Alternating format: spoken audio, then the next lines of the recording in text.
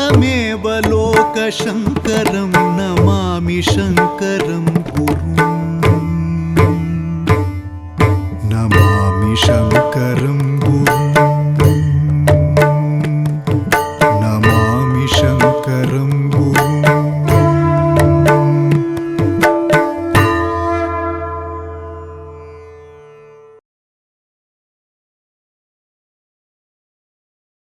मारमणं उमारमणं फणधरतल्पं फणाधराकल्पं मुरमथनं पुरमथनं वन्दे बाणारिमसमबाणारिं श्रीशचीकरसमर्चितां भजे शारदां भवसमुद्रपारदां नारदादिमुनिगीतवैभवाम् शारदाभ्रवसनां क्षमाप्तये सदाशिवसमारम्भां शङ्कराचार्यमध्यमाम् अस्मदाचार्यपर्यन्तां वन्दे गुरुपरम्पराम्। ओं नमो ब्रह्मादिभ्यो ब्रह्मविद्या संप्रदाय कर्तृभ्यो वंशऋषिभ्यो महद्भ्यो नमो गुरुभ्यः। सर्वोपप्लवरहित प्रज्ञानघनः பிரத்யகர்த்தோ பிரம்மைவாகமஸ்மி. உபய ஜகத்குரு அவர்களுடைய திருவடி தாமரைகளுக்கு அனந்த கோடி நமஸ்காரங்கள். இந்த புண்ணிய பூமி ஸ்ருங்கேரி உபன்யாச மாளிகையின் சென்ற தொடரில் நாம் ஸ்ருங்ககிரி க்ஷேத்திரத்துடைய மூல தேவதையான ஆதிவராக சுவாமியின் பிராதுர்பாவம் எப்படி ஆயிற்று, அந்த வராகாவதாரத்தின் சிறப்பு எத்தகையது, யஜ்ஞஸ்வரூபமாக இருக்கக்கூடிய இந்த வராகமூர்த்திய ரிஷிகள் எல்லோரும் எப்படி ஸ்துதி செய்தார்கள், அந்த வராக சுவாமியின் 2 கோரை பற்களிலிருந்து இந்த துங்கபத்ரா நதி எப்படி தோன்றியது என்ற விசாரங்களை அனுபவித்தோம். இன்று துங்கபத்ராவின் மகாத்மியம் எத்தகையது என்பதை பற்றி யதாமதி யதாசக்தி சிந்திக்கலாம்.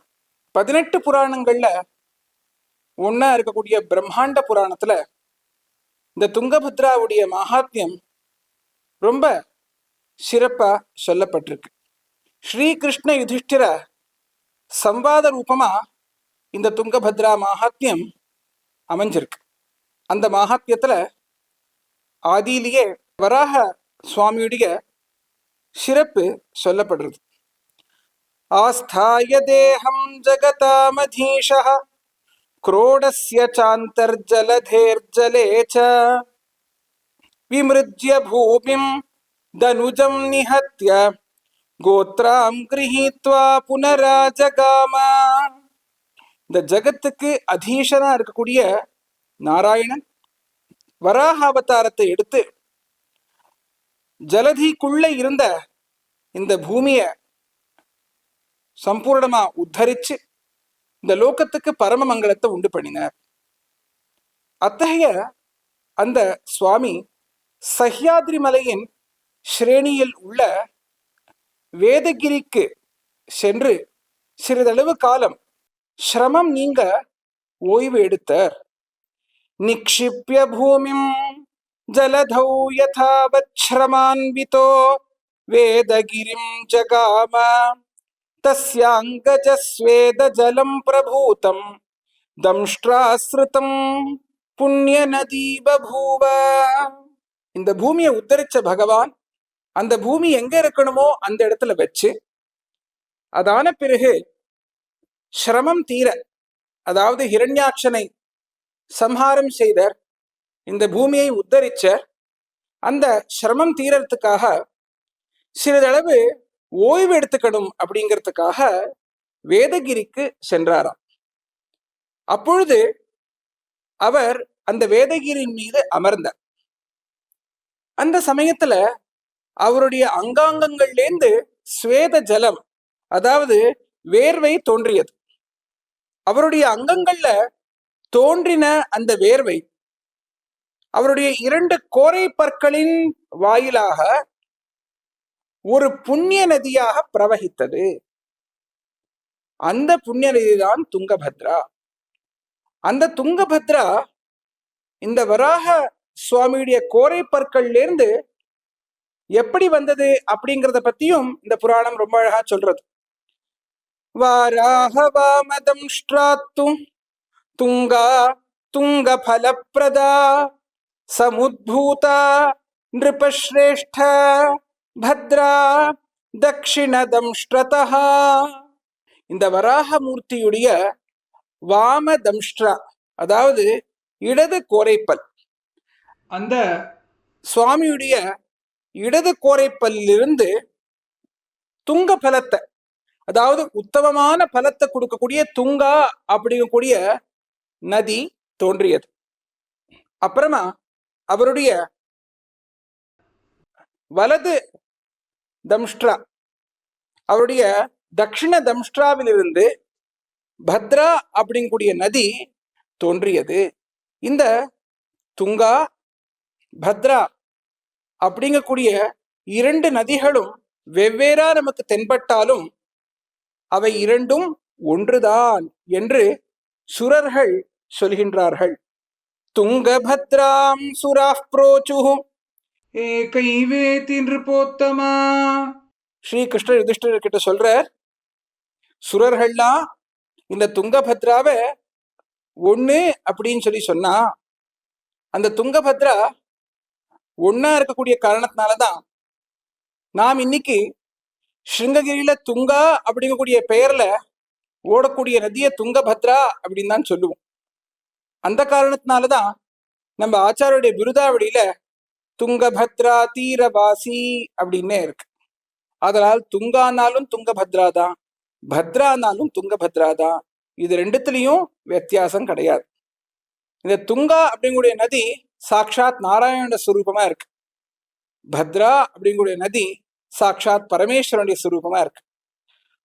துங்கா நாராயண சாட்சாத் பத்ரா தேவோ மகேஸ்வரः பேதம் தயோர்யः குருதே பேதகாரி விரஜத்யதः. துங்கா அப்படிங்கக்கூடிய நதி சாட்சாத் நாராயணனுடைய ஸ்வரூபமா இருக்கு. பத்ரா அப்படிங்கக்கூடிய நதி ஸ்ரீ பரமேஸ்வரனுடைய ஸ்வரூபமா இருக்கு. இந்த 2 நதிகள்ல யாரு பேதத்தை பார்க்கிறாளோ அத்தகைய அந்த பேதக்காரியா இருக்கக்கூடியவர் அதோகதியை தான் அடைவா, அதாவது ஒரு தாழ்ந்த நிலையை அடைவா. நாம் எப்பொழுதுமே ஹரிஹரால பேதத்தையே பார்க்க கூடாது. அவ 2 பேருமே ஒண்ணுதான். பத்ம புராணத்துல சிவவிஷ்ணு சம்வாதம் வருது. அதுல சாக்ஷாத் நாராயணன் ஸ்ரீ பரமேஸ்வரனை பார்த்து சொல்றார், மமாசி ஹிருதயே சர்வ பவதோ ஹிருதயே த்வஹம் ஆவயோரந்தரம் நாஸ்தி மூடாஃப் பஷ்யந்தி துர்த்தியஹ அப்படின்னு. ஹே பரமேஸ்வரா, நீ சதா என்னுடைய ஹிருதயத்துல இருக்க, நான் எப்பொழுதும் உன்னுடைய ஹிருதயத்துல இருக்கேன். நம்ம 2 பேருக்குள்ள எந்த விதமான பேதமும் கிடையாது. மூடர்களா இருக்கக்கூடியவர், நல்ல புத்தி இல்லாமல் இருக்கக்கூடியவர் நமக்குள்ள பேதத்தை பாப்பா. ஆனா வஸ்துஸ்திதியில நாம் இருவரும் ஒன்றுதான்.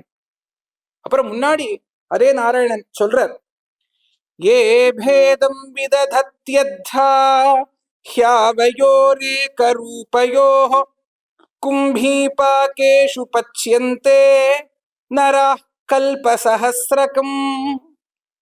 யார் நம் இருவருக்குள் பேதத்தை பார்க்கிறார்களோ அவர்கள் கும்பீபாக்கம் அப்படிங்கக்கூடிய நரக்கத்தை போய் அடைவா.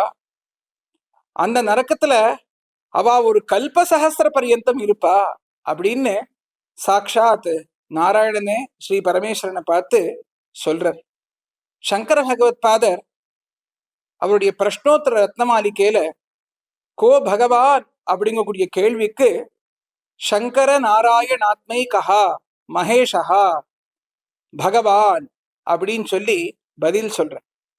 அதாவது யார் சங்கரநாராயண ஸ்வரூபியா இருக்காரோ அவர்தான் பகவான் அப்படின்னு ஸ்ரீமத் அப்பைய தீட்சிதர் அவருடைய ஹரிஹராபேத ஸ்துதியில ரொம்ப அழகா சொல்ற. மாரமணம் உமாரமணம் ஃபணதர தல்பம் ஃபணாதரா கல்பம் முரமதனம் புரமதனம் வந்தே பாணாரிம் அசமபாணாரிம். நான் நமஸ்கரிக்கிறேன். நான் யார நமஸ்கரிக்கிறேன் தெரியுமா? மாரமணம். மா அப்படின்னா மகாலட்சுமி. அந்த மகாலட்சுமியுடைய சுவாமியா இருக்கக்கூடிய ஸ்ரீமன் நாராயணனை நான் நமஸ்கரிக்கிறேன். அடுத்ததாக உமாரமணம். உமா அப்படின்னா பார்வதி தேவி. அந்த பார்வதி தேவியுடைய சுவாமியா இருக்கக்கூடிய சிவபெருமான நான் நமஸ்கரிக்கிறேன். ஃபணதர தல்பம் ஃபணாதரா கல்பம். ஒருத்தர் என்ன பண்ணிட்டு இருக்காரு அப்படின்னா சர்ப்பத்தை அவருடைய தல்பம் அதாவது படுக்கையா வைத்துட்டு இருக்கார். யாரு சர்ப்பத்தை அவருடைய படுக்கையா வச்சுட்டு இருக்கா அப்படின்னா ஸ்ரீமன் நாராயணன் ஆதிசேஷன் மேல எப்பொழுதும் சயனித்துக் கொண்டிருக்கிற யோக நிதிரையில் இருக்கிறார். அதனால் ஸ்ரீமன் நாராயணன் ஆதிசேஷனை தன்னுடைய படுக்கையா வச்சுட்டு இருக்கார். ஃபணதர தல்பம் அவர், ஃபணாதரா கல்பம். அதே போலயே சர்ப்பபூஷித கந்தரனா எல்லா இடத்துலையும் சர்ப்பத்தை தரிச்சுட்டு இருக்கக்கூடியவர் சாட்சாத் ஸ்ரீ பரமேஸ்வரர். அப்புறமா சொல்றார் முரமதனம் புரமதனம். அதாவது முரஹா அப்படிங்கக்கூடிய ராட்சசனை சம்ஹாரம் செய்தவர் யார்? ஸ்ரீமன் நாராயணன். அதற்காக அவருக்கு முராரி அப்படிங்கூடிய பெயர் இருக்கு. சம்ஸ்கிருதத்துல முராரிஹி அப்படின்னு சொல்லி சொல்லுவார். அதே போலயே 3 புறங்கள்ல இருந்த ராட்சசால சம்ஹாரம் பண்ணி புராரிஹி அப்படிங்கூடிய பெயரை பெற்றவர் ஸ்ரீ பரமேஸ்வரர். முரமதனம் புரமதனம் வந்தே பாணாரிம் அசமபாணாரிம். பாணன் அப்படிங்கூடிய அசுரனை சம்ஹாரம் செய்தவர் ஸ்ரீமன் நாராயணன். அசமபாணனா இருக்கக்கூடிய மன்மதனுக்கு சத்ருவாக இருக்கக்கூடியவர் ஸ்ரீ பரமேஸ்வரர். பாணனுக்கு சத்ருவா இருக்கக்கூடிய ஸ்ரீமன் நாராயணனுக்கும் மன்மதனுக்கு சத்ருவா இருக்கக்கூடிய ஸ்ரீ பரமேஸ்வரனுக்கும் நான் நமஸ்கரிக்கிறேன் அப்படின்னு சொல்லி இந்த ஸ்லோகத்துல இருக்கக்கூடிய ஒவ்வொரு பதத்தால ஸ்ரீமன் நாராயணனையும் ஸ்ரீ பரமேஸ்வரனையும் ரொம்ப அழகா ஸ்ரீமத் அப்பைய தீட்சிதர் ஸ்துதிக்கிறார். இதால நமக்கு என்ன தெரிய வருது அப்படின்னா இவா 2 பேர்ல பேதமே கிடையாது அப்படின்னு. அதனால்தான் நாம் இந்த துங்கபத்ரா தீரத்திலையுமே நாம பார்த்தோமே ஆனால் எத்தனையோ சிவாலயங்கள் எத்தனையோ விஷ்ணு ஆலயங்கள் இருக்கின்றன. ஒரு இடத்துல இந்த துங்கபத்ரா நதியுடைய கரையில ஹரிஹர அப்படிங்கக்கூடிய ஒரு க்ஷேத்திரமே இருக்கு கர்நாடகத்துல. அங்க இருக்கக்கூடிய சுவாமிய எல்லோரும் ஹரிஹரஹா அப்படிங்கூடிய பேரோட தான் ஸ்துதிப்பா. அங்க நாம போய் பார்த்தோமே ஆனால் நமக்கே தெரியும், ஒரே சிலையில ஒரு பாதி ஹரியாவும் இன்னொரு பாதி ஹரனாவும் பகவான் எல்லோருக்கும் அனுகிரகம் செய்து கொண்டிருக்கிறார். அத்தகைய அந்த க்ஷேத்திரமாகப்பட்டது இந்த துங்கபத்ரா நதியுடைய கரையில தான் இருக்கு. அதனால் ஹரிஹர ஸ்வரூபமாக விளங்குகின்றது இந்த துங்கபத்ரா நதி. மேலும் இந்த துங்கபத்ரா நதியுடைய சிறப்பை பத்தி சொல்றது பிரம்மாண்ட புராணம். பாதஜா ஜான்ஹவி புரோக்தா ஹரேர் பூபசரித்வரா சர்வாங்கஜா சவாராஹி பாபஹேதி கிமத்புதம். ஸ்ரீமன் நாராயணுடைய பாதத்திலேந்து தோன்றிய ஜான்ஹவி அதாவது கங்கா எல்லாருடைய பாபத்தை சம்பூர்ணமா போக்கக்கூடியவளா இருக்கா. அந்த கங்கா எல்லாருடைய பாபத்தை போக்கக்கூடியவளா இருக்கா. அவோ ஸ்ரீமன் நாராயணுடைய அந்த பாதத்திலேந்து தோன்றியவளா இருக்கா. ஆனா இந்த வாராகி அதாவது வராகத்துடைய தம்ஷ்டாக்கள்ல இருந்து வந்த இந்த துங்கபத்ரா அப்படிங்கூடிய நதி அவருடைய எல்லா அங்கத்துல இருந்த அந்த வேர்வையால வந்த காரணத்தினால அவள் இன்னும் சிறப்பு பெற்றவளா இருக்கா. அவள் அற்புதமா இருந்து எல்லோருடைய பாப்பத்தையும் போக்கக்கூடியவளா இருக்கா. இது நிஜமாவே ரொம்ப சிறப்பானது அப்படிங்கக்கூடிய அந்த அர்த்தத்தை நமக்கு இந்த ஸ்லோகம் சொல்றது. தர்ஷனாத் ஸ்பர்ஷனாத் பானாத் பாபஹா பரிகீர்த்திதா ஸ்நானஜம் நிருபஷார்தூல பலம் வக்தும் ந சக்யதே. தர்ஷனாத் இந்த துங்கபத்ரா நதியை பார்த்தால், ஸ்பர்ஷனாத் அந்த நதியை போய் ஸ்பர்ஷம் செய்தால், பானாத் அந்த நதியை சேவித்தால், பாபஹா பரிகீர்த்திதா அந்த நதி நம்ம எல்லோருடைய பாப்பங்களை போக்கக்கூடியதாக இருக்கு அப்படின்னு சொல்லி இப்படி சுப்பிரசித்தமா இருக்கு. நாம ஒரு தடவையாவது அந்த துங்கா நதியை தரிசனம் செய்து, அதாவது துங்கா என்று அழைக்கப்படும் துங்கபத்ரா நதியை தரிசனம் செய்து ஸ்பர்ஷம் செய்து அதை சிறிதளவாவது சேவிக்க வேண்டும். சம்ஸ்கிருதத்துல ஒரு நல்ல அழகான வாக்கியம் இருக்கு, கங்கா ஸ்நானம் துங்கா பானம் அப்படின்னு. நாம் எல்லோரும் கங்கா ஸ்நானத்தை ஆச்சரணம் செய்யணும். அதை போலவே அந்த துங்கா நதியுடைய பானத்தை ஒரு முறையாவது நம்ம ஜீவனத்துல பண்ணணும். அது நம்ம எல்லாருடைய பாவத்தை போக்கக்கூடியதா இருக்கு அப்படின்னு சொல்லி இந்த ஸ்லோகம் சொல்றது. ஸ்நானஜம் நிருபஷார்தூல பலம் வக்தும் ந சக்யதே. இன்னும் அந்த துங்கா நதியில, அதாவது துங்கபத்ரா நதியில ஸ்நானம் செய்தோமே ஆனால் அது நம்ம எல்லோருடைய அந்த பாவங்களை போக்கி மிகப்பெரிய அனுகிரகத்தை செய்யக்கூடியதா இருக்கு. அதோடைய பலத்தை சொல்லவே முடியாத அளவற்ற பலத்தை கொடுக்கக்கூடியதா இருக்கு. அத்தகையதுதான் இந்த துங்கா நதி. அத்தகைய இந்த துங்கா நதியுடைய மகிமை ரொம்ப சிறப்பு வாய்ந்ததாக இருக்கு.